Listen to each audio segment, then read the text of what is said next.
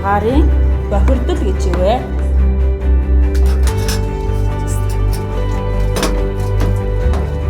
Манай сургууль нүүрс тусгай болж байгаа юм байна шүү дээ. Тийм үү.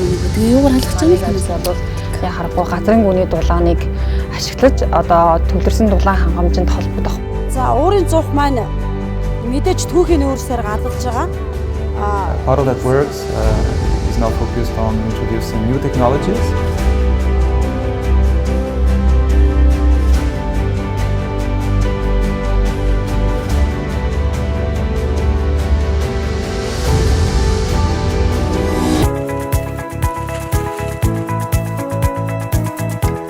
Тулг хүү хичээлдээ зэхэж байна. Өглөө бүр аав нь хүүд даасан гэрээ дулаацуулахаар нүрсээ түлнэ. Шахмал байна уу? Түүхий байна уу? Нүрсэл бол нүрс. Түүс шийдэл биш ээ. Аав ээжийн гэрэл гээгээ болсон энэ хүү ирээдүйн эх орны гэрэл болохын төлөө сурч шамдж байна. Нэг хурдан цаахан удагс хичээлд явахгүй л одоо хожигдлоо шүү мөн. Манай сургууль нүүрс тусгай болж байгаа юм байна шүү дээ. Тийм үү мөн. Тэгээ юугаар халах гэж байгаа юм л танаа сургууль мэддэг. Яаж халах гэж байгааг мэдээгүй юу? Мэдээгүй тэрвээ яриа. Миний хүү даалгавар аяасан уу? Хөөе. За. За балгарч байна. За. Баярт.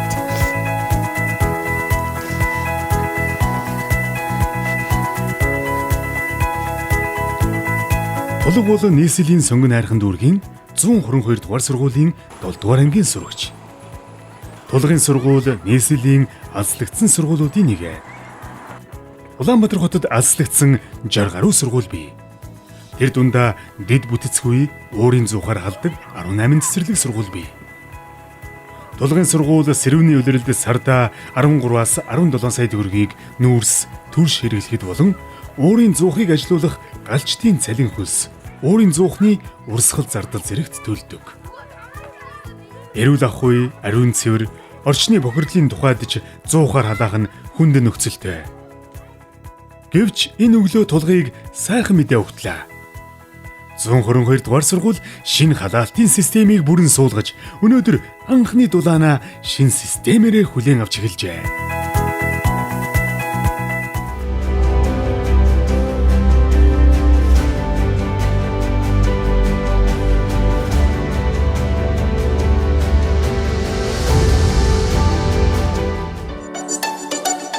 Зун 22 дугаар сургууль газрын гүний дулааны системийг бүрэн суйрлуулсан бөгөөд сургууль утаа тортоггүй болж ажиллах хүчний зардал, түлшний зардлаа хэмнэх боломжтой болжээ. Байгаль орчин аялал жуулчлалын яамнаас зарласан тендер улсын хэмжээнд анх удаа хийгдэж байгаа жишг төсөл бөгөөд Даян дэлхийн ногоон хөгжлийн байгууллагын захиалгаар шинжлэх ухааны технологийн их сургуулийн гүйцэтгэсэн техник эдийн засгийн үнэлгээнд үндэслэн хийгдэж байгаа ажил билээ. Агаарын бохирдлын их сурвалж тухайн улсынхаа эдийн засгийн хөгжлөөс хамаарат янз янзын их сурвалжтай байдаг тээврийн салбар, аж үйлдвэрийн салбар.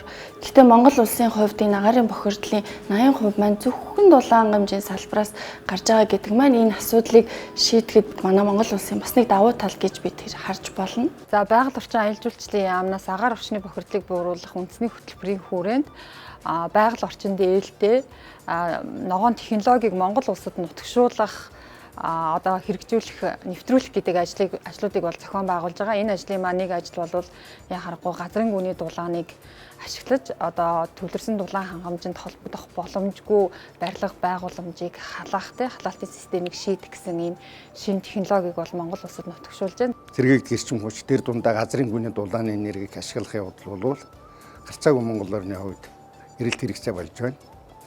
За газрын гүний дулааны насос гэдэг маань бол ухтаа газар нийт хэрэглэх ёстой дулааныхаа 70 орчим хувийг зөвхөн газраас аваад үлдсэн 30% нь бол цахилгаан ажилуулах төхөөрөмжийн ажилуулах маягаар ингэж ажилдаг төхөөрөмж. Цаашид бид нар бас яг Монгол улсад энэ чиглэлийн технологиг нэвтрүүлэхэд одоо анхны туршилтын төслийг бол эхлүүлээд ингээд ажиллаж байгаа. Тэгэхээр 122 дугаар сургууль дээр бол одоо анхны усын төсвийн хөрөнгө оруулалтаар хийгдэж байгаа энэ ногоон технологиг, газрын гүний дулааны технологиг бол нэвтрүүлж байгаамаа. За энэ бол ийм анхны дэвшилтийн дагуулчаас хамгийн ихэд энэ дулаан алдагдлал багтаа ийм сургуулиудаар хийх нь зүйтэй юм байна. Дээрээс нь мөн төлөвлөсөн шугамлалчаас алслагдмал хэзээ ч төлөвлөсөн шугамд холбох боломжгүй ийм сургуулийг сонгох боломжтой байна гэсэн ийм шийдэл төр хамтарч хүрсэн байдаг. Тэгээд судалгааны явцад бол дулааны алдагдал багтаа барьсан Японы засгийн газрын услугын тусламжаар барьсан сургуулиуд дээр ер нь хийвэл зүгээр юм байна гэсэн шийдэл нэгдүгээрт нь хүрсэн.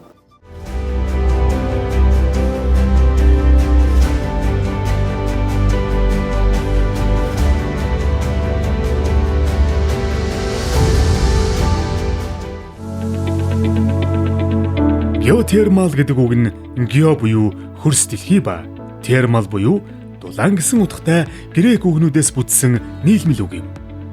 Үндсэндээ дэлхийн дулаан гэсэн утга илэрхийлэх бөгөөд дэлхийн дотоод дулаан буюу газрын гүний дулааныг ашиглах тухай ойлголт юм. Орчин цагт нарны эрчим хүчээр, цахилгаанаар, хийн дулаанаар гээд дэвшилт технологиуд нэвтэрсээр байгаа бөгөөд тэдгээрийн дундаас хөрсний их үүсвэртэй дулааны насоос бүхий халаалтын систем буюу газрын гүний дулааны систем бөгөөд түүний гол ажил нь хөрсний дулаан солилцуур юм.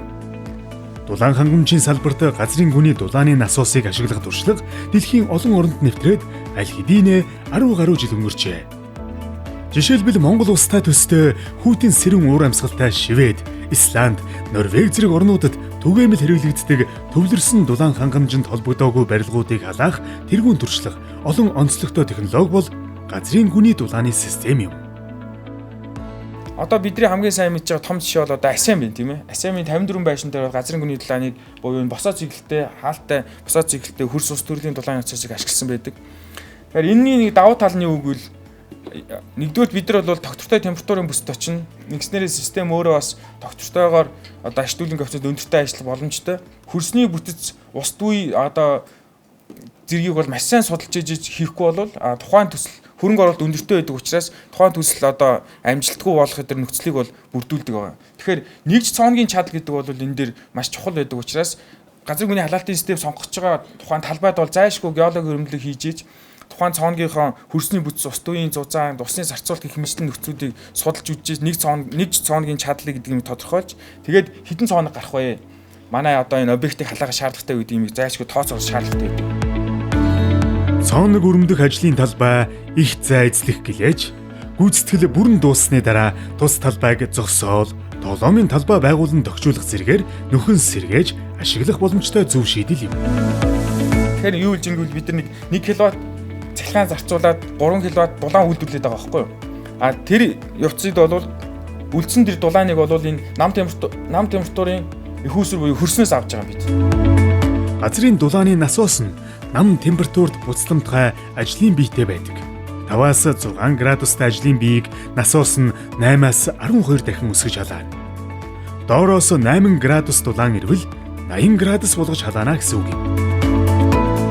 Хөрсний дулааныг ашиглах хувилбар нь өрөмдлөгийн машин механизм, үндсэн болон туслах тоног төхөөрөмж гээд маш их хөрөнгө оруулалт шаарддаг. Анхны хөрөнгө оруулалт хэдий өндөр ч гэлээ урт хугацаанд ашиглалтын зардал маш бага бөгөөд эдийн засгийн хувьд өр өгөөжтэй төсөл юм.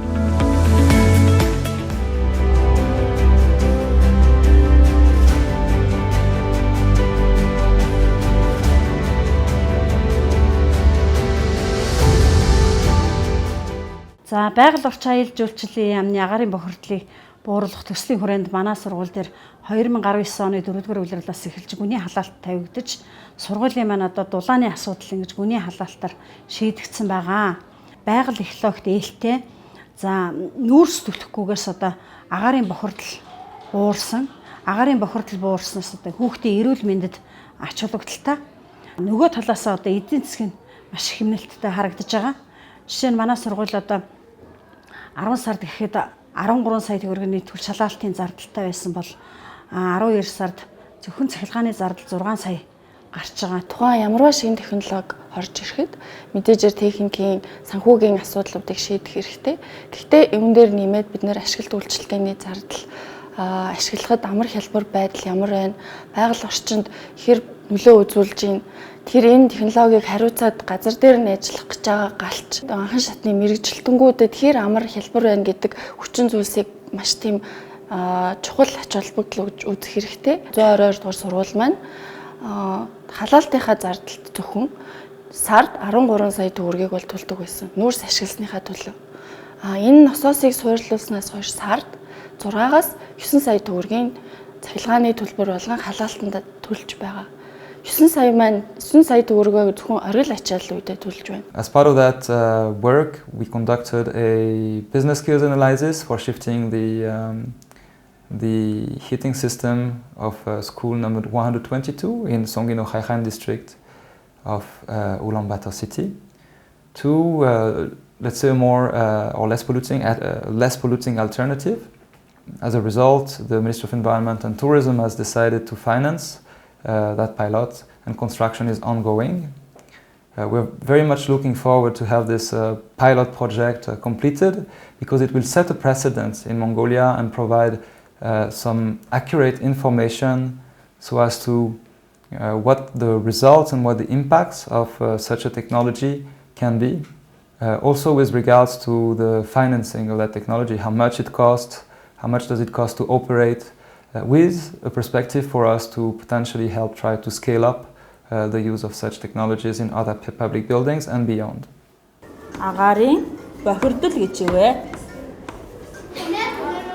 Ханаад хүрэгдэг. Ханаад тэр маск угаах болохгүй шүү. Илүү их тарах нь ням бактери байгаа.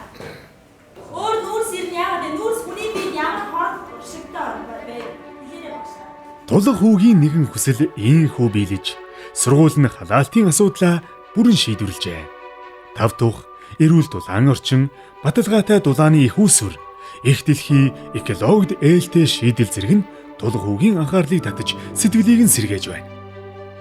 Их газрын хэвлэгээс дулаан тээж буй том бүтээн байгуулалт, технологийн шилдэг шийдэл, эдийн засгийн өргөөж, экологийн ээлтэй байдал, удаан жилийн баталгаа зэрэг нь улс даяар байгаа дид бүтцгүй цэцэрлэг сургууль бүрт хүрээсэ.